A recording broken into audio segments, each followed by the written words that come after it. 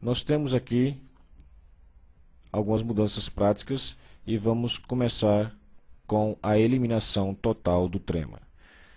Para quem não se lembra, o trema é um sinal colocado em cima da letra U e tinha a função de que essa letra fosse pronunciada.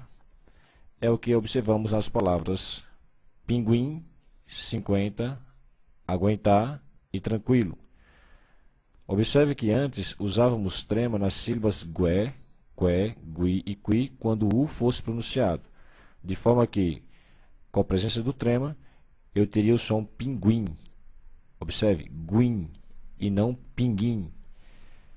E pinguim ficaria um tanto engraçado, né?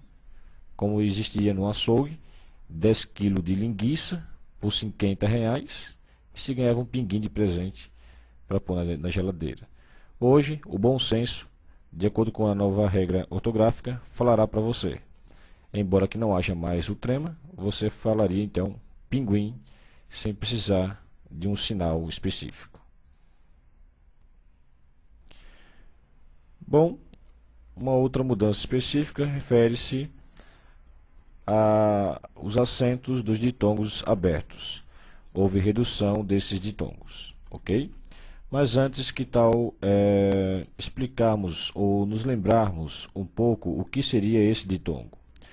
Observe, ditongo é o encontro de uma vogal mais uma semivogal, ou ao contrário, uma semivogal mais uma vogal, em uma mesma sílaba da palavra. É bom lembrar que vogal é um som forte, enquanto semivogal é o som do I e do U sendo pronunciado fracamente, não chegando nem a ser uma vogal. E também não custa lembrar que a cada vogal teremos uma sílaba. Já a semivogal, que é o som do I e do U fraco, não pode constituir uma sílaba em uma palavra. Ela sempre fica junto com a vogal. E quando isso acontece, nós temos um fenômeno chamado ditongo. Ao contrário do que muitos afirmam, e muitos se enganam por isso, o ditongo não é o encontro de duas vogais, ok? Duas vogais nunca poderão se encontrar na mesma sílaba.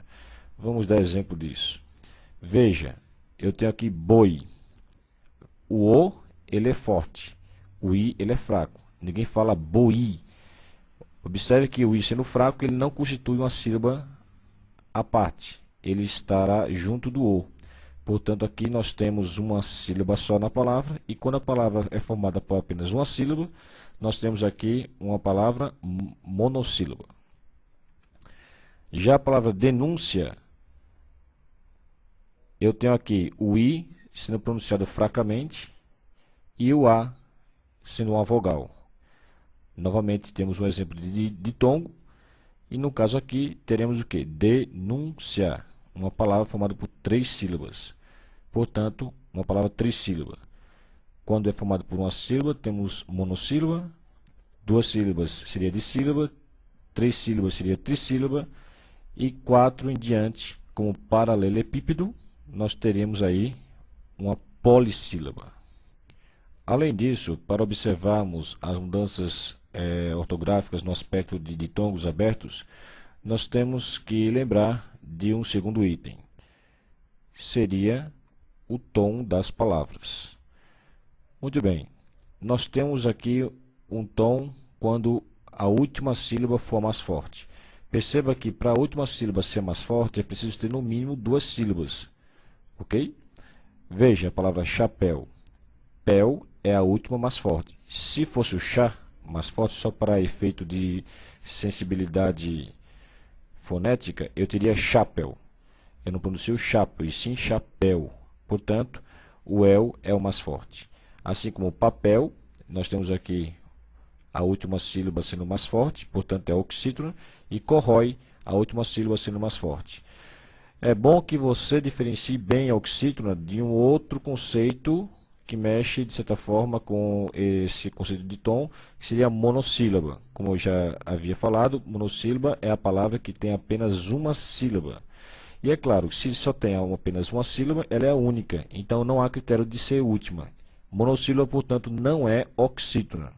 Para que uma palavra seja oxítona, a última sílaba precisa ser mais forte. E para que se tenha a última sílaba, precisa ter pelo menos a penúltima como critério, né? Então, diferenciou bem o que é oxítona e monossílaba? Ótimo. Agora temos um outro conceito, seria paroxítona, que seria a sílaba mais forte, sendo a penúltima, como por exemplo, boia, ideia e heróico. Observe, boi, a. Esse i aqui, ele é uma semivogal, portanto temos um ditongo aqui, ó, oi. E aqui, esse boi seria a penúltima sílaba, é a mais forte. Ideia, temos i, dei, a. Dei é a penúltima mais forte, portanto é uma palavra paroxítona. E heróico, heróico. Eu tenho aqui herói, que é a penúltima sílaba mais forte. Portanto, quando a penúltima sílaba de uma palavra for mais forte, temos aqui a paroxítona. Sendo assim, o que diz a regra dos ditongos abertos? Ditongos abertos seria aqueles ditongos el, ei e oi. Como a gente vê aqui em oi, né, de boia, ideia, né, ei e heróico, oi. Antes usávamos acento nesses três tipos de ditongos. Isso aqui não é igual aos ditongos fechados, como eu. Não seria eu, ei e oi, seria el, ei e oi. Então, toda vez que aparecesse el, ei e oi, haveria acento. E agora, o que diz a nova regra dos ditongos? Esses três tipos de ditongos abertos não poderão mais ser acentuados se a palavra for paroxítona, ou seja, se elas forem sílabas mais fortes dentro do aspecto de paroxítona, você não põe mais acento. De modo que, se elas vierem em forma de monossílaba ou oxítona, então haverá acento. Veja, el, eu posso pôr acento naturalmente em céu, que é uma palavra monossílaba, e chapéu, que é uma palavra monossílaba. Já na palavra ideia, isso não vai ocorrer porque ela é paroxítona. Então, quando for paroxítona, não põe acento. Prosseguindo, ei, mesmo princípio, papéis é oxítona, não tem problema, pode pôr acento, continua com acento. E painéis, oxítona, continua com acento. Oi, nós temos aqui dói, que é uma monossílaba, continua com acento. E corrói, nós temos aqui uma oxítona. Agora, imagina, por que boia não pode mesmo ter acento? Porque ela é uma paroxítona. Assim como joia não pode mais pôr acento, porque ela é paroxítona. E para reforçar, a palavra ideia não pode ter acento mais, porque ela é uma paroxítona. Essa, portanto, é a segunda mudança significativa do novo acordo ortográfico.